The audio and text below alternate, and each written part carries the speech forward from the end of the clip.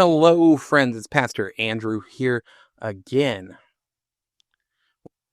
Last time we talked about the truth and how, that's one of our new bold statements at Mission Gathering, that we will tell the truth even if it costs us. Another one of our bold statements is that we will protect the vulnerable and that we will disrupt what is causing harm. So today we're going to talk about that. We're going to talk about protection, not the kind that uses force, the kind that creates safety. Because if you lived a long enough life, and especially if you are AFAB or if you're someone from a marginalized group or someone where this society uses violence against you, you've learned something painful, that when things get hard, someone is always asked to pay the price. And it's rarely the men who are in power. Here's one of the most consistent patterns in human history. Evil protects itself by transferring blame onto the vulnerable. When people feel threatened, whether that's morally, socially, spiritually, they look for someone to carry their shame, someone weaker, someone less believed, someone easier to dismiss. Scapegoating is what it's called, and scapegoating allows communities to feel righteous without ever changing who they are. And often it comes dressed in religious language. If you've ever watched a church protect its image instead of a person, you've seen this dynamic at work. And there's a lie that still lingers in many faith spaces, where strength looks like control, where leadership means dominance, where that protection of the organization, the institution, requires silencing. But history shows us that when the church idolizes strength, the vulnerable, friends, the most vulnerable in our society always pay the price. And that's women, children, queer people, dissenters, immigrants,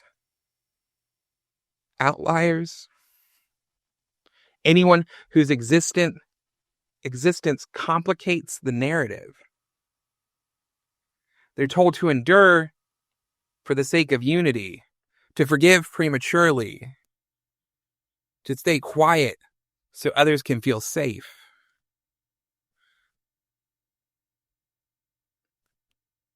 But safety built on silence, that's not safety at all. So let's be clear. When Jesus talks about caring for the vulnerable, that Matthew 25 stuff, right? He's not being metaphorical. Protecting the vulnerable is not optional. Compassion is not a side ministry. And here's the part we often miss. Structures that prevent harm are acts of love. I'm going to say that again. Structures that prevent harm are acts of love.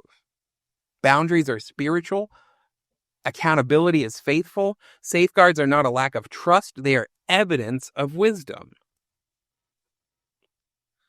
And love that refuses to protect is not love, it's sentimentality.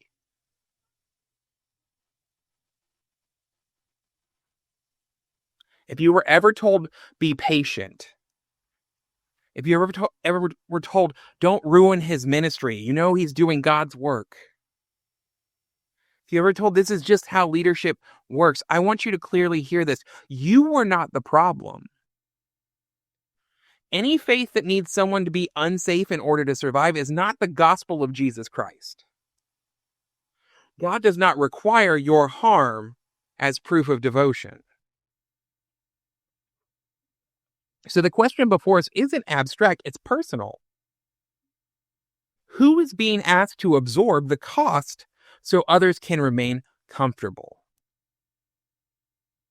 And what would faith look like if protection, not power, was our highest value?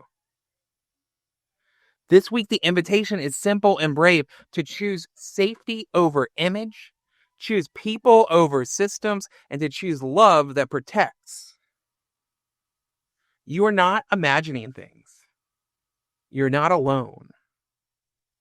And this work of protection, this work of disrupting harm, is holy work. It's holy ground that we step on when we're doing that.